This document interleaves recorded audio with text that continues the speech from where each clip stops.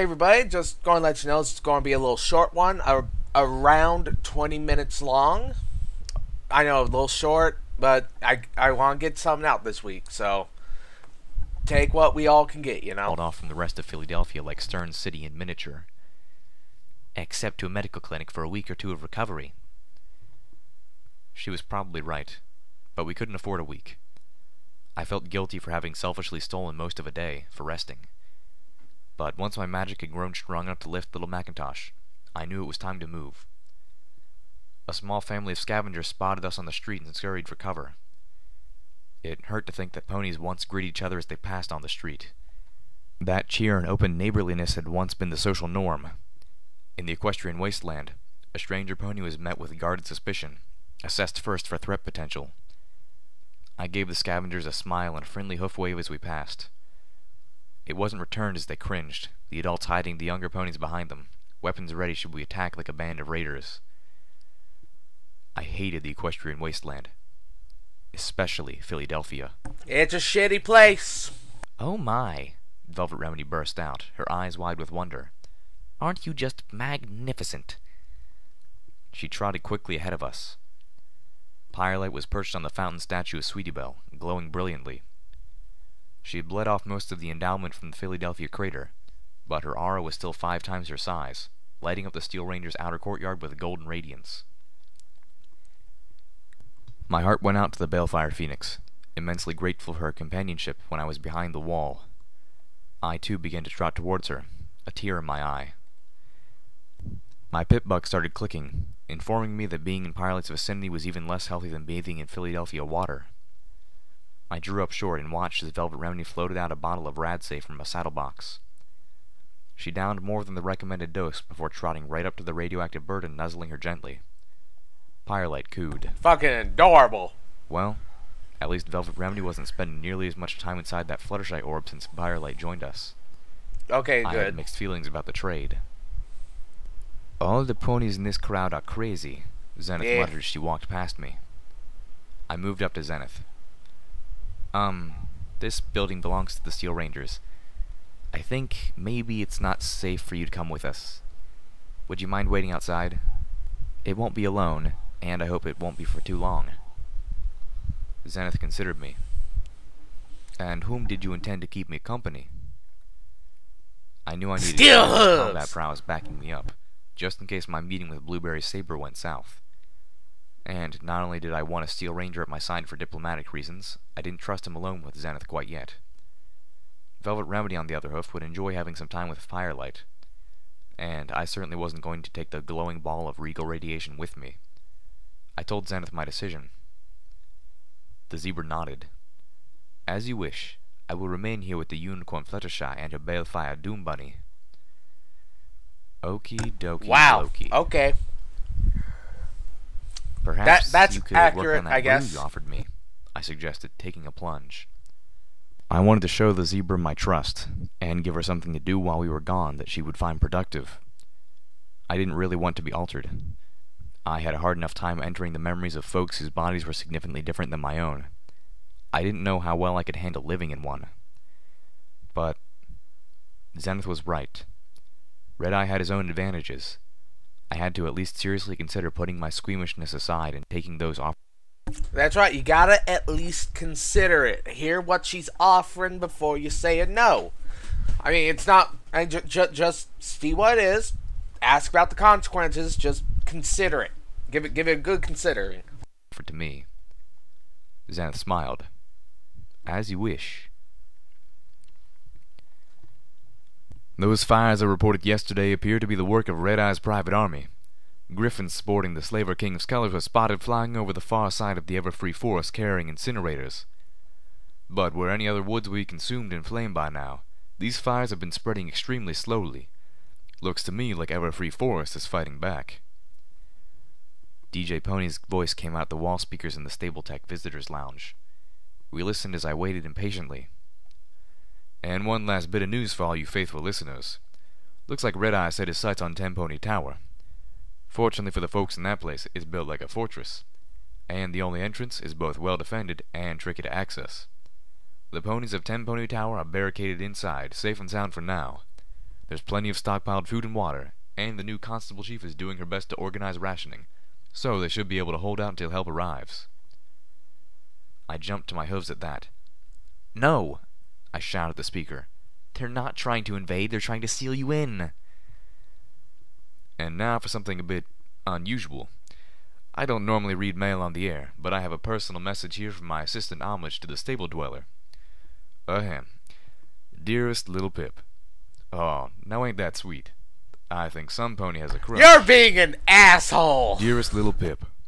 I know things sound bad here, and I know it's your nature to try to rush to our rescue, but we're okay for now, and you have more pressing matters closer to home. Do what you need to do. Take care of them first.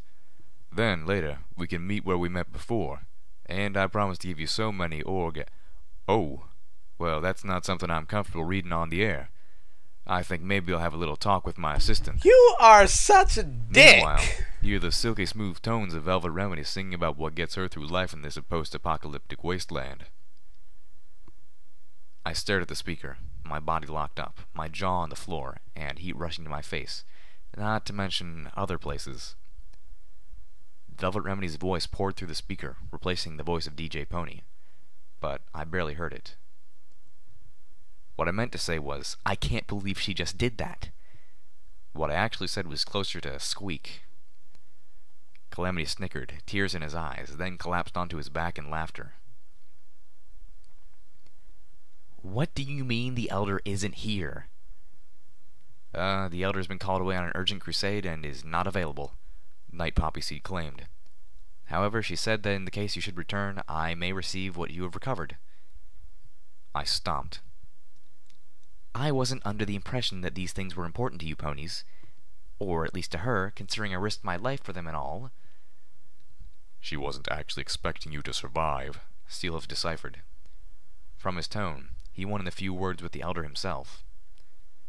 I glowered at the mare in the magically powered armor. Fine. I can report that Red Eye's research into bypass spells has been destroyed.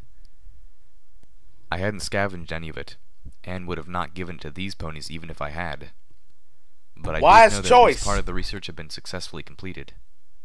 I could tell her that. But really, fuck these ponies. I have recovered the schematics to the radiation-powered engine, and I'm ready to turn them over to you, after having made copies, but I didn't feel the need to tell her that. I had no problem giving the Steel Rangers this technology. Little Pip is so fucking gender savvy, I'm happy. I am fucking happy. I intended to give it out to any pony with a chance of implementing it. This was the sort of step forward that all Equestria could potentially benefit from, but not if it was being jealously guarded by only a few. That said, I'd be damned if I wasn't going to start getting something returned this time. In exchange for access to the Stabletech mainframe. Night Poppyseed sputtered at that. I'm sorry, there's... No, there is no way. Calamity stepped up next to me, fixing her with a dangerous stare. I reckon we ain't exactly asking. Y'all owe Little Pip, and we're taking payment. Now, why don't we do it all friendly like? The Nightmare looked to Steelhoof for support. I'm a Star Paladin, my armor-encased companion reminded her smoothly.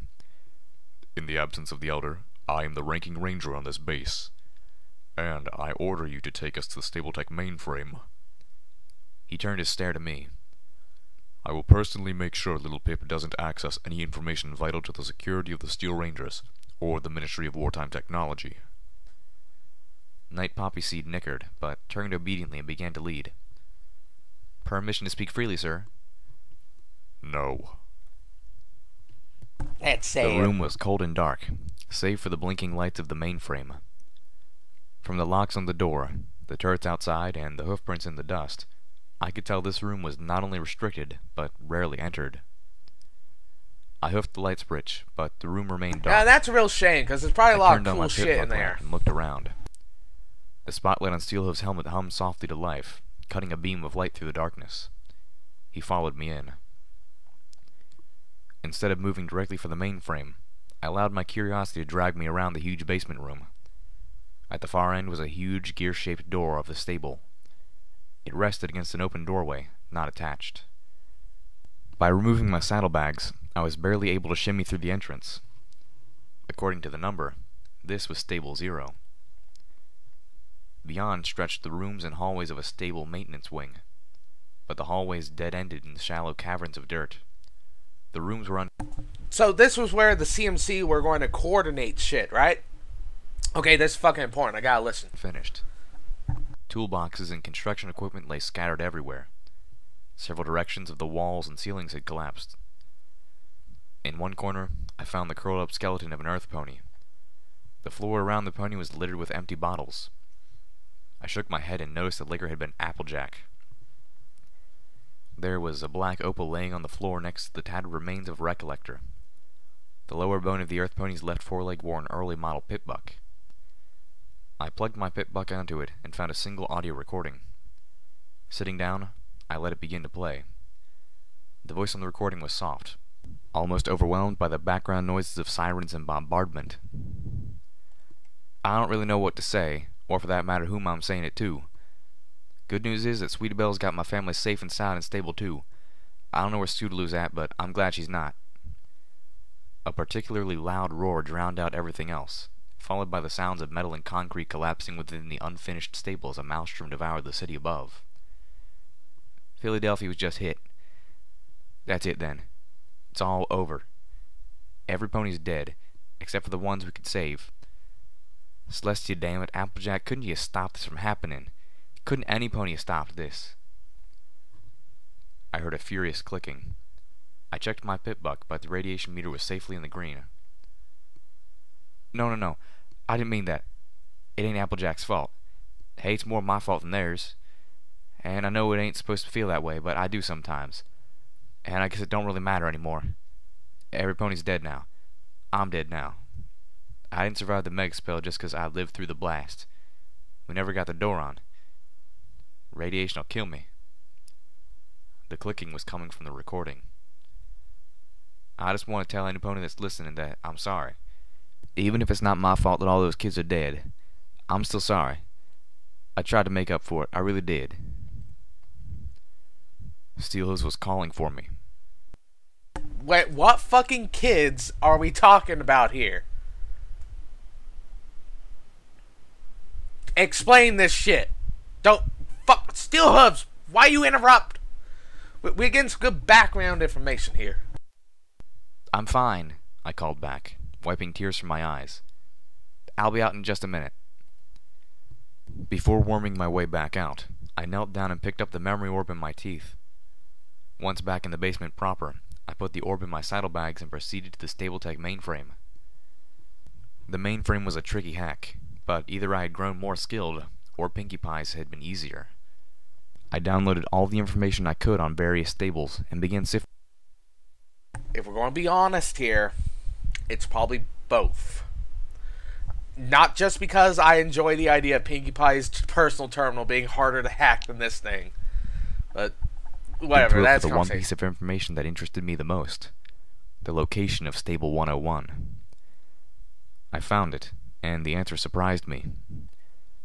Once I was reunited with all my friends outside the Steel Ranger Citadel, having given Night Poppyseed the schematics I had promised in return, I told everyone what I had learned.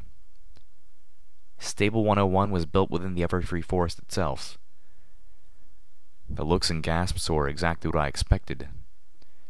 Apparently there used to be an old castle on a safe patch of land in the middle of the place. That's where Stabletech built their last completed stable. Zenith was the... Wait a fucking minute. Okay, so the CMC are planning on organizing all the vaults, probably from Vault 0, the command vault, where they make sure these social experiments didn't get out of hand, like some of them probably fucking did. Why wasn't it finished first? Why wasn't the command vault the place where you would organize all the vaults, keep them in line, make sure they didn't do anything crazy, or nothing bad happened to them? Why wasn't that one finished first? What the fuck, CMC? You gotta finish the command vault first. What the fuck? The first to make a particular connection. So Red Eye is building his fortress in the middle of the Everfree Forests. and is burning down the forest around it. Why? Awful hard to maintain a growing army in a space where the wildlife wants to disembowel and suck the juices, I imagine, Calamity theorized. Agriculture, I answered with my own guess. You said it yourself, Calamity. The Everfree Forest was never hit by a megaspell. As far as cropland goes, the Everfree Forest is one of the few places that isn't poisoned with radiation or taint. Zenith agreed with my line of thought. And after the burning, the soil would be rich with nutrients from the ashes. Okay, this might sound really fucking weird, but I honestly hope Little Pip does, whenever Red Eye dies, like, if she kills him, like, his plan, if that's really his plan, and he wasn't just bullshitting about having Little Pip take over for him, I hope that actually happens. I hope Little Pip does actually take over, because it would be interesting. It would be cool to see what happens. Like, what do you do when your villain lets you inherit his evil empire? Like, what the fuck? What would happen if, when Darth Vader died, in his will, Luke Skywalker inherited the Super Star Destroyer? And, like, half of the evil empire? Like, dude, what the fuck would happen? I want to see it. I really want that to happen. I want to see what happens. Damn. She looked grim, slipping unconsciously into a sort of rhyming speech that I was used to hearing from Zecora. I worked for months recycling flamer fuel for Stern. Clearly, he was stockpiling plenty for this burn. And when he's done, he'll put up a wall around the whole place and have complete control over the food. Steelhooves agreed, glancing backwards towards the wall that Red Eye had erected around 2/3 of the city. It's what he does. Do you think she'll like it? Applebloom asked, fretting over an exquisite model of an almost monastic walled village. The design looked familiar. I had seen the remains of this model on display outside of Elder Blueberry Saber's chambers. She'll love it, I felt and heard myself say. The voice was not immediately familiar, and completely lacked the country drawl of the younger mare. This Applebloom, dressed in the manner of formal attire that she had not yet grown comfortable with, was no older than me. Do you think she'll like the crenulations? She'll love the crenulations, my host assured her gently. The crenulations are fine. How about the moon in the center courtyard? Maybe I should have gone with the full moon rather than the crescent moon. She'll love the moon. The moon is fine. Applebloom trotted nervously around the table, eyeing the model from every angle. The room we stood in was a glowing white marble with flowing curtains and golden filigree in all the accents. If it weren't in a palace, then some pony had gone to great lengths to give the impression of one. How about the tower? Is it too short? Or maybe it's too tall? Applebloom hoofed her ears in frustration. I don't even know Princess Luna likes towers. Why didn't I ask that earlier? My host let out a long, suffering whinny. She'll love the towers. The towers are very nice. Applebloom reacted like she'd been struck. I don't know who the fuck is talking, but I don't like their voice. Nice, but they need to be perfect. Applebloom's agitation was strong enough that she nearly hovered. I thought the young mare could spontaneously combust from the stress. Calm down, child. I'm sure Princess Luna will love all of it. I felt myself smile as soothing words came from my muzzle. Princess Celestia wanted the greatest architect in all of Equestria for this project, and she made sure she got it. We call that shit wrong. Then calmed with a breath. Thank you, Uncle Orange, for accompanying me to meet the princess. I don't think I could have done this on my own. You're doing a far sight better than your sister ever managed, but try to watch the country drawl.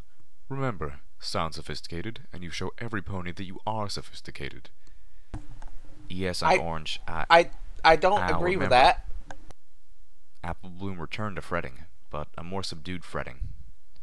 You should be proud, Uncle Orange said encouragingly. This is the sort of project that will make you renowned across all of Equestria. Applebloom simply nodded. The fame didn't seem to interest her. I don't fucking like this dude. I don't. Like, he sounds like I want to punch him. However, with the bits I get from this, sorry. I'll be able to expand my business, hire more help, maybe start looking into other sorts of designs. She looked up with a smile. Skulu says she'd like to invest now that Red Racer is doing so well. Maybe build a company together. Applebloom's voice fell away. Another presence entered the room. An exalted one. Got it. Okay, that was a fucking on-time stop right there. So that's all I got for today. Like, I need to get back into this. Go and do some more Valhalla pretty soon. Really gotta get back onto that shit. Oh, I have no idea how much more of that game I gotta do. It never ends. Anyways, that's this. Some shit's going to happen. I don't think I'll like it. But anyways, now we know about the plan for the Everfree. That's pretty fucking genius, actually. Red Eye, you crazy bastard.